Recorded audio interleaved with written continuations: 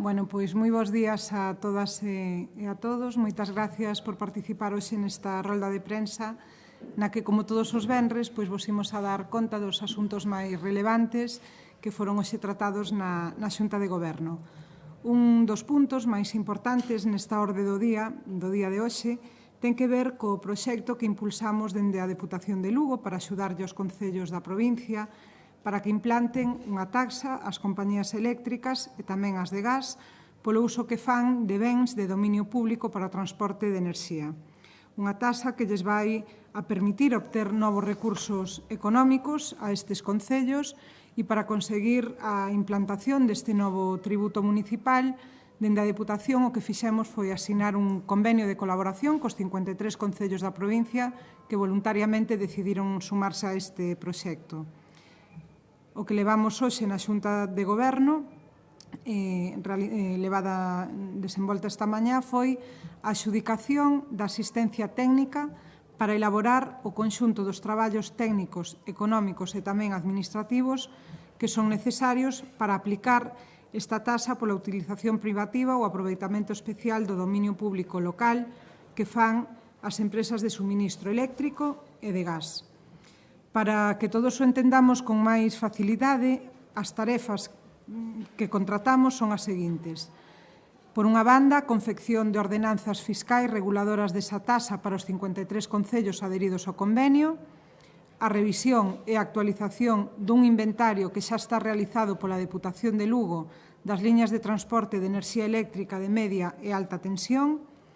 a elaboración dun inventario das redes de transporte de gas, é dicir, dos gaseoductos, a elaboración dos informes técnicos, xurídicos e económicos nos que se define o procedemento para poder calcular esta taxa, a estimación dos ingresos que vai a supoñer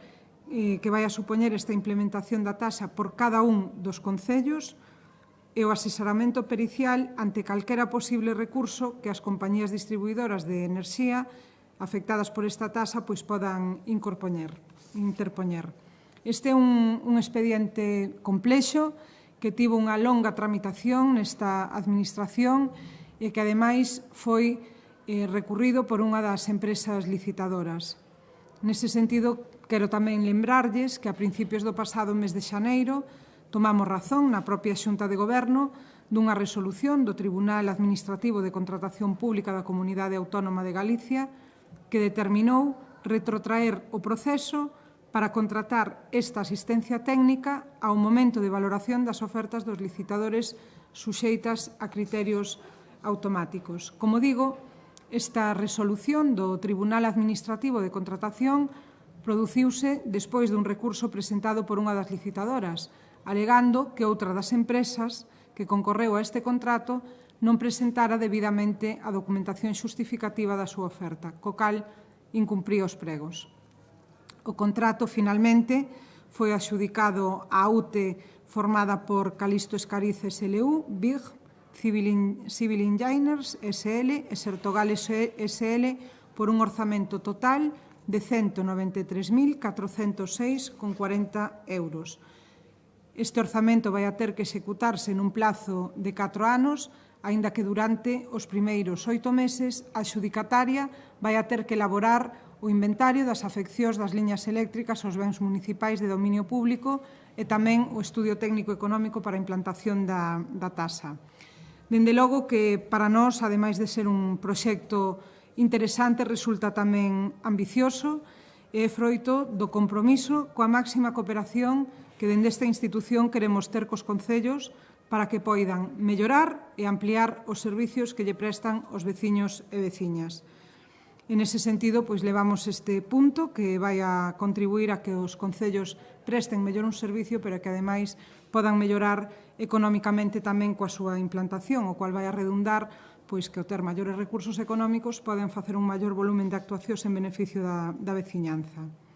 Tamén, na Xunta de Goberno, celebrada fai un anaco, aprobamos o Plan de Seguridade e Saúde no Traballo correspondente ás obras de mellora en 2 estradas provinciais de Guitiriz, que foron adxudicadas nun total de 64.563,18 euros, e unha delas consiste no arranxo da Rúa do Mercado, que parte da Nacional Sexta e vai cara a Parroquia dos Vilares, na estrada provincial LUP 2301, e a outra obra vai a ser na estrada provincial LUP 2305, que vai dende a Pena Moscosa ata Parga, a Pena Moscosa na Nacional Sexta. O proxecto consiste en dotar a estrada de beirarrúas en ámbolas dúas marxes, nun treito de 200 metros,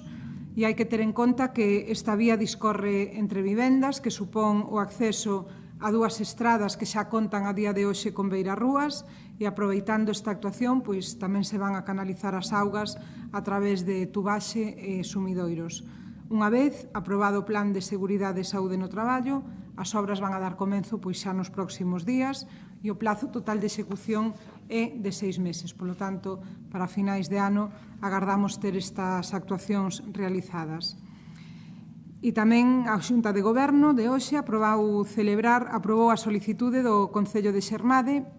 para destinar remanentes do Plan Único do ano 2019 deste Concello por un importe de un pouquiño máis de 47.200 euros para a reparación de estradas nos lugares de Penachaíña, Ribeira e unha vía de conexión entre a LU 170 e a LUP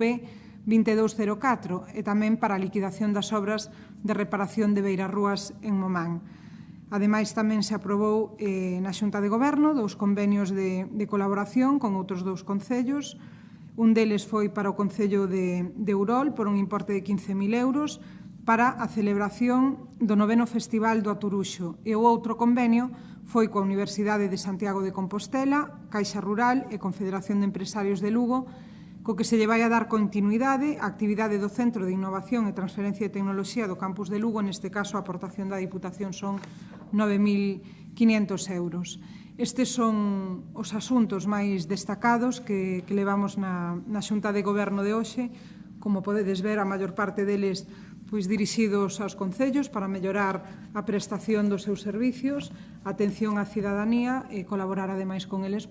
naquelas actuacións que necesitan desenvolver, como son esas beirarrúas, entre outros, que melloran a vida dos veciños e veciñas, e que dende a Deputación de Lugo temos tamén a obriga de colaborar na cuantía económica